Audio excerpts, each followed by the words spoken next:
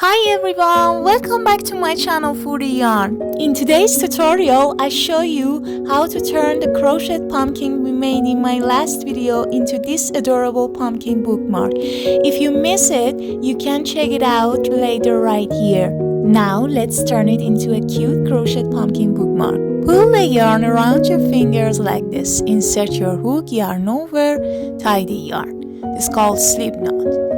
Yarn over, pull through, yarn over, pull through. I make 60 chains, but you can make it as much as you want. Tie the yarn and cut it and tie it. Next, wrap the yarn around of something. I use my mirror like this, cut it. Grab another tail like this. Grab your hook and like this. And just tie two pieces of tail together like this. I make it twice. Grab your chains and tie it again like this.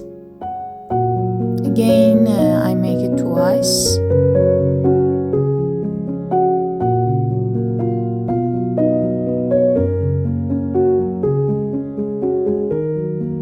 Again, grab another yarn and pull it around of this and tie it twice and just cut it like this and cut the extras.